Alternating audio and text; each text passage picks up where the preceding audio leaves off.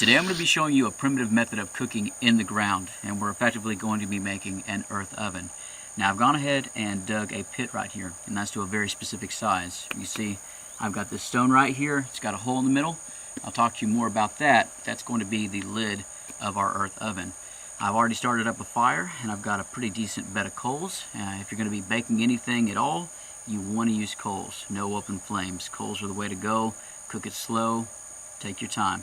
Now what we're going to be eating today is going to be a catfish that we pulled out last night. So a good sized cat. We've got a couple of foraged edibles right here and a little bit of know-how, and I'll show you what this is all about. So let's go ahead and get started, and I'll walk you through the process as I set this all up. Now our coals are to the point where there's no more open flame. I've got about 2-3 inches worth. We're using mesquite, so you want to use a wood that's going to be burning hot and long. So oak, mesquite. Just make sure that what you're using is not toxic. Now, the food is not going to be put directly in contact with the coals.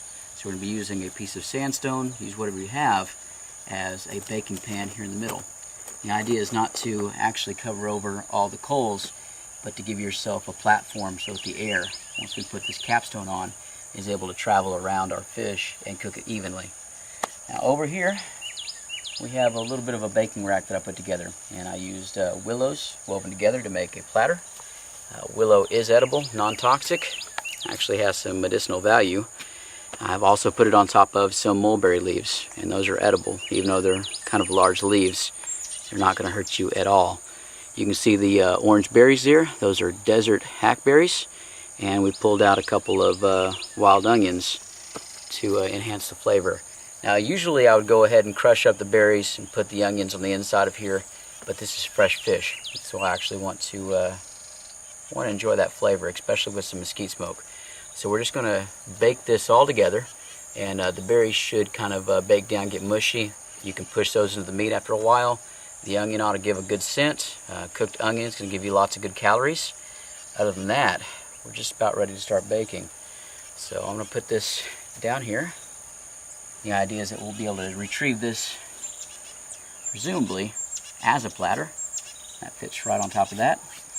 And all we have left is to go ahead and put this capstone on top, and we're going to be sealing all the way around this with some clay. You can use mud, dirt pack, anything that's going to cause this to become pretty much an airtight barrier to the inside of this oven. You also saw that there's a hole drilled right here in the middle of the sandstone. It's pretty easily done using a bow drill, or in this case a Leatherman. As long as you got a knife sharpener, use your tools however you see fit, and that's going to be able to control the amount of oxygen that we allow into the oven compartment. So if I wanted to enlarge that hole, let lots of oxygen in, our coals would burn up a lot faster, a lot hotter. If I wanted to kind of bank it and slow it down, I could easily cover up the hole with another piece of rock, and that's going to slow down my burn. So a little bit of control there out here in the wilds is a good deal. So let's go ahead and prep the sides and put the capstone on. After that, we're less than an hour away from a really good meal. So our oven is ready to have the capstone put on, and as you can see, gone ahead and raised up the sides of our ring. Make sure that we have enough room where the sandstone isn't making any contact with the fish, because that's kind of what we're doing here. Making sure that we don't have any dirt, any debris, things like that in contact with our food. So if I do this right, it should fit perfectly on top of our opening. There goes nothing. Any gaps that we have left, we're going to be sealed in with a little bit of mud all the way around. Again, we're going to make a gasket of sorts and seal it all the way up. And after that, I'm just feeling the heat coming out of there. It's just a matter of time as our food starts to cook. So let's get to it.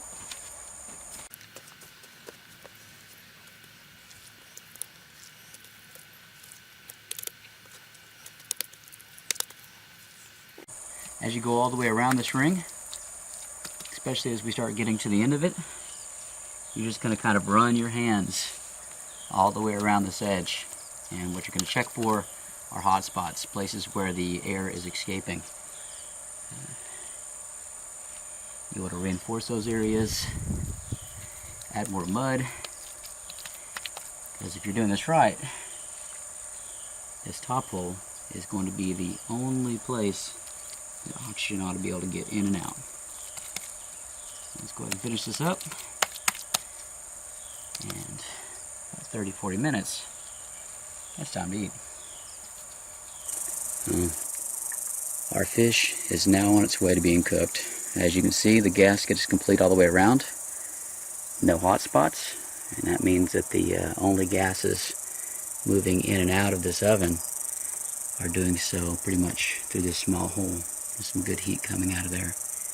But give this 30 minutes to an hour. We'll crack it open and retrieve our fish. Good cooked meal. Alright. Moment of truth. It's time to open this thing up and retrieve our cooked fish. So it's a little bit of discoloration there where some of the smoke came out. Should have given enough time. The trick now is to pull this off without getting any of the dirt on the fish. So I can find that edge. So we'll bring it up.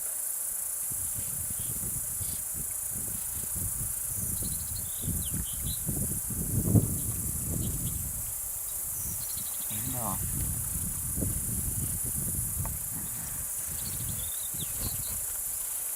Check it out.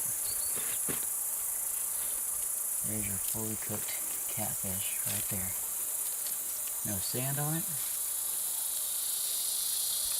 Baked to perfection.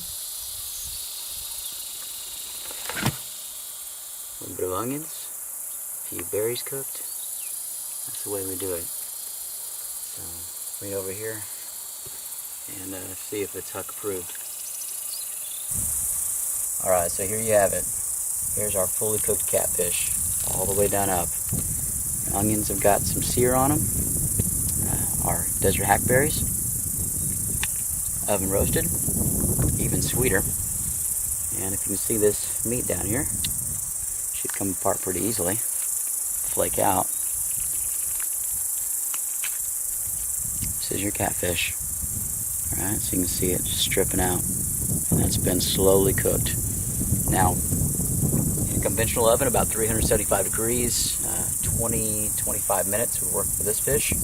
We cooked him for almost an hour. So you might expect there to be a lot more coloration on here for him to be fully cooked. But unless you're flame searing it or getting a lot more smoke, it's just going to remain that really light color. Otherwise, awesome fish, awesome food, amazing flavor. And all done with just rocks and a little bit of clay. What do you think, Doc? Can you try it? Okay. Yeah, well, not a fish eater. But guys, like and subscribe. As always, till next time.